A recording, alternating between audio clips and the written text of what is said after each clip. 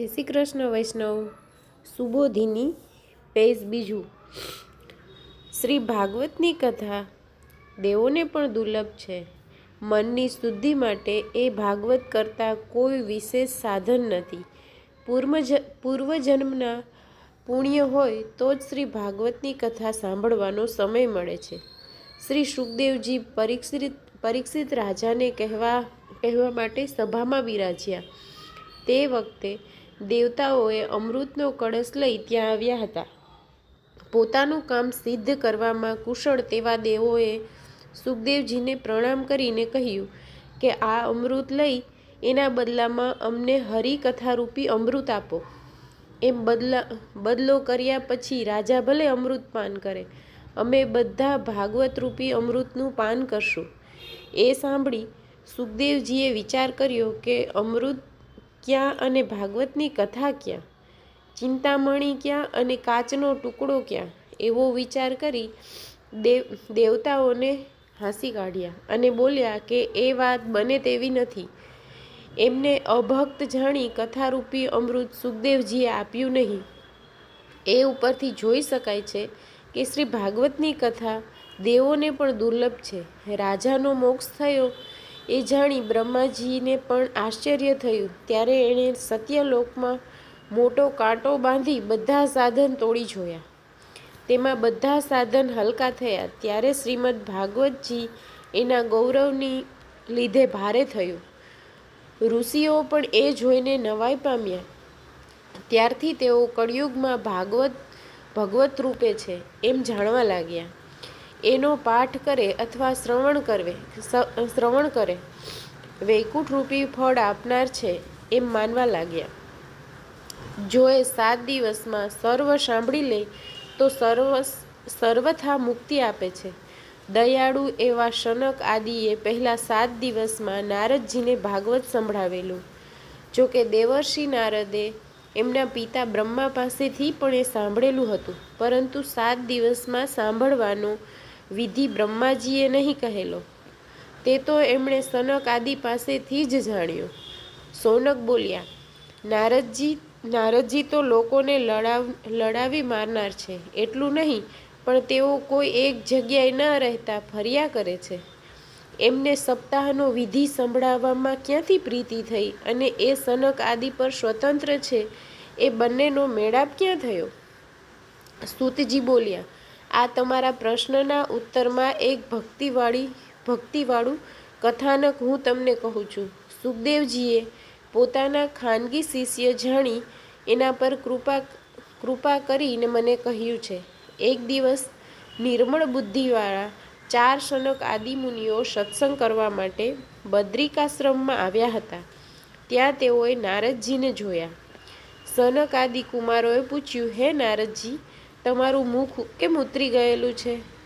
તમે શા માટે ચિંતાપરાયણ દેખાવ છો? આપ ઉતાવળથી ક્યાં જઈ રહ્યા છો અને ક્યાંથી આવ્યા છો? જેનું ધન નાશ પામ્યું હોય તે જેવો દેખાય તેના જેવા ઉદાસ મનવાળા જણાવ છો। તમે સંસારમાં આસક્તિ રહિત છો। તમારે આવી રીતે ચિંતા કરવી એ યોગ્ય નથી। તમારી ચિંતાનું કારણ તમે કહો। નારદજી બોલ્યા, હું પૃથ્વીને ઉત્તમ જાણી ત્યાં ફરવા ગયો હતો। ત્યાં પુષ્કર, પ્રયાગ, કાશી, ગોદાવરી, હરિદ્વાર, કુરુક્ષેત્ર, શ્રીરંગ અને સેતુબંધ ઇત્યાદિ તીર્થોમાં ચારે તરફ ફર્યો, પરંતુ કોઈ ઠેકાણે મનને સંતોષ થાય તેવું સુખ મારામાં જોવામાં ના આવ્યું। હમણાં તો અધર્મના મિત્ર કળિયુગે આ પૃથ્વીને હેરાન કરી નાખી છે। સત્ય, તપ, પવિત્રતા, દયા કે દાન પૃથ્વી ઉપર રહ્યા જ નથી। જીવો પેટભરા, દીન, અસત્યભાષી, આળસુ, મંદબુદ્ધિવાળા, મંદભાગ્યવાળા અને નાના પ્રકારના દુઃખથી પીડિત જણાય છે। સત્પુરુષો પાખંડમાં જોડાયા છે। વૈરાગીઓ ઘરબારવાળા બની ગયા છે। પ્રત્યેક ઘરમાં સ્ત્રીઓનું પ્રાધાન્ય દેખાય છે। સારા સલાહકાર બન્યા છે। લોભને લીધે કન્યાઓ વેચાય છે। સ્ત્રી પુરુષો પરસ્પર લડ્યા કરે છે। આશ્રમો, તીર્થો, નદીઓ યવનોએ રોકી દીધા છે। પૃથ્વી ઉપર ઘણા દેવાલયોનો દુષ્ટોએ નાશ કર્યો છે. યોગી કે સિદ્ધ પુરુષ, જ્ઞાની કે ઉત્તમ પ્રકારની ક્રિયા કરનાર કોઈ રહ્યો જ નથી. હમણાં કળીરૂપી દાવાનળને લીધે બધા સાધન બળી ગયા છે.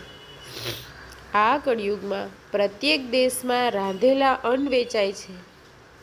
બ્રાહ્મણો વેદને વેચે છે. સ્ત્રીઓ ધન લઈને વ્યભિચાર કરે છે. આવા કળીના દોષ જોતો જોતો પૃથ્વીમાં તીર્થયાત્રા કરતો કરતો હું યમુનાજીના તીર ઉપર પહોંચ્યો. જે યમુનાજીમાં કૃષ્ણ ક્રીડા કરી રહ્યા છે. હે મુનીશ્વરો, ત્યાં મેં એક આશ્ચર્ય જોયું, તે કહું છું, એ આપ સાંભળો. ત્યાં એક સ્ત્રી ઉદાસીન નમવાળી બેઠી હતી. એ પોતે યુવતી હતી અને પાસે નિશાસા નાખતા ચેતના રહિત બે વૃદ્ધો પડ્યા હતા. પેલી તરુણીએ બંને વૃદ્ધોને સેવા કરતી હતી, તેઓને જમાડતી હતી ને બંનેની પાસે રડતી હતી.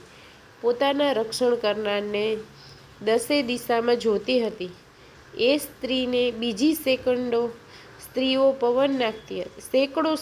પવન નાખતી હતી તથા વારંવાર સમજાવતી હતી. મેં સ્ત્રીને દૂરથી જોઈ. એની પાસે હું ગયો. વિહ્વલ બનેલી પેલી યુવતી મને જોઈને ઊભી થઈ અને મને કહેવા લાગી, હે સત્પુરુષ, ક્ષણવાર ઊભા રહો, મારી ચિંતા મટાડો. તમારું દર્શન લોકમાં દુઃખ હરનાર હોય એવું ઉત્તમ છે. ઘણું કરી તમારા વચનોથી મારું દુઃખ ઓછું થાય. જ્યારે મોટા ભાગ્ય હોય ત્યારે જ માણસને આપનું દર્શન થઈ શકે છે. શ્રી વલ્લભાધીશ કી જય. બાકીનું આવતીકાલે.